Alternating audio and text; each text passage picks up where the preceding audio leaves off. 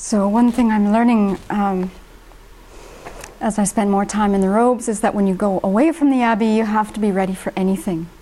And in July, I think there were 2 different trips I made into Newport to pick up people who are coming in on the shuttle. And both days it was really, really hot. And if I went into Safeway, which is where the shuttle arrives, it was freezing cold. And in the sun, it was just too hot. So I was standing in the shade with everyone else who was waiting either to receive someone coming on the shuttle or they were waiting to take the shuttle.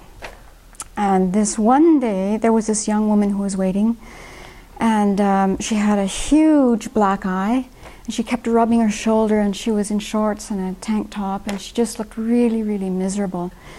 And so I looked at her. I didn't want to stare at her, but I also know that in my past life I have a tendency to stare at people, so I was really checking that. And I just could see that she was miserable and really, really unhappy and looked quite sad too. And so at one point, I saw her coming over to me, and I just thought, okay, whatever you do, don't give advice. Just be there for her.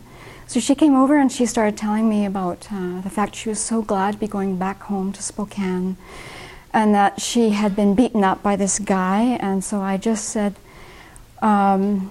did you get some help when you needed it? And she said, yeah, they put me in the hospital for 2 days, and she was getting over concussions, so she described her injuries, and she said, here, look at my arm, he beat me here on this arm. And it was a challenge, I have to admit, to stay really grounded and not go into personal distress.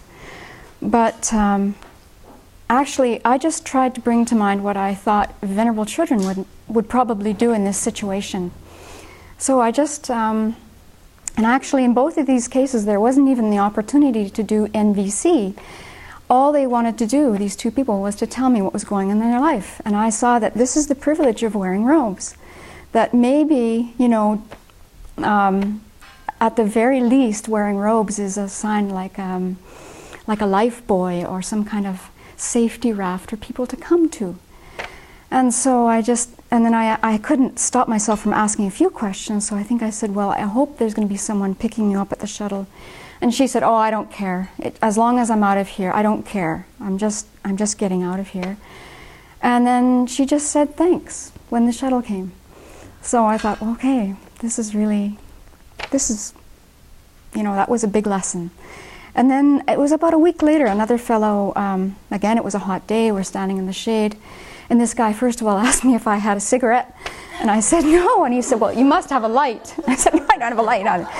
And I was a little bit worried that maybe he was intoxicated or something, but he was going around with everyone. He had a cigarette in his hand, and he just wanted a light. And then he then asked me questions about, you know, why I was wearing this. And I told him that I was a Buddhist nun. He said, oh yeah, I've read a bit about that. And he said, you know, I'm just so happy to be in this country. I was born in the US, but my dad was a refugee from Kenya, and he raised us just to be so grateful to be here. So I just think what you're doing is cool. I don't really get it, but you must be doing something good for people. And then he started to tell me about his wife and his family, and he was starting to pull out pictures. And again, I just had to listen, and he said his 23-year-old wife was right now trying to get over alcohol and drug abuse, and they were in the court system he was trying to get custody of their kids because she was neglecting their 2 boys. And he showed me pictures of his little boys, and he started to cry, and I just about started to cry, and I thought, oh, I can't cry. So again, I just thought, okay, I just have to listen, no advice. And then he started asking me a bit about what Buddhism was about, and I told him, and he really liked that, and he said, well, how can I come up and visit you? And I happened to have an Abbey card, and I said, you know, you can come up on Sharing the Dharma Day, you can phone, and here's the number on the card. And then he started telling me more about his wife and how worried he was, and that he was trying to get a job in Newport, but there's no work in Newport, and did I know anyone who needed helpers? And I said I didn't really know. But again, with both situations, I thought, you know, it's just really important just to listen. And I was very happy to be able to do that. And again, he thanked me. He said, see you around, sister. So I thought, yeah, we're getting somewhere here. And the next part of the talk is totally unrelated to what I was just talking about. But since this incident happened a year ago, I think it's really safe to talk about it now. And it has to do with actually something Venerable was teaching about this morning. And we were talking about what free-floating attachment can bring us, and this mind that is just, I'm going to read this, we're experiencing greed and craving, we're looking for something good, we want a hit of happiness. So last year, during email 2012, I was on medicine meal, and I was looking around for something in the fridge, and so I found some broth, and this particular bottle of broth had a lot of sediment in it, and I thought, fantastic, something's going to have taste for a change. And so I cracked open. I was really looking for something. I was looking for a robust flavor, something to shake me out of my wanting, greedy mind. And so I was overjoyed, and I flipped the lid open, and it was really robust. I thought, oh, great, this is really strong. So I put it in the pot, and I added a bit of water, and it started simmering. And I thought, this is going to be really fantastic. People are going to compliment me on tasty broth. And Lyle Rose came in and he said, it smells kind of funny in here.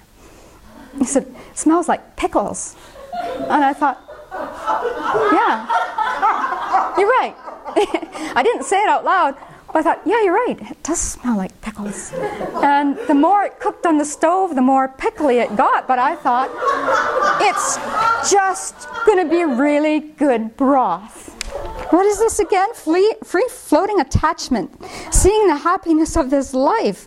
Who needs an antidote when you've got tasty broth?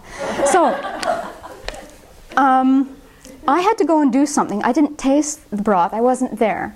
And then a few days later, I heard Venerable Trini saying something about, where was that? I think she said, where is the salad dressing? I was sure that there was salad dressing in the fridge. And she said, you know, I think I know where that went. And I didn't stick around to hear what she was going to say next, because I was a little bit afraid for my life. But to give Venerable Trini credit, I never heard any more about that. It didn't come up as a topic in the stand-up meeting like most things do. And then I forgot about it. And I really meant to come back to it and apologize, but it wasn't concealment. It just, if you've been here and lived the schedule, which I won't get into, there's too many other things to think about. And so, I'm really sorry I hated your salad dressing. I was looking for a hit. And I think it shows that you're practicing really well, because you didn't go looking for the person who heated up your salad dressing. So this is the joys of living in community. So come and I'll serve you salad dressing.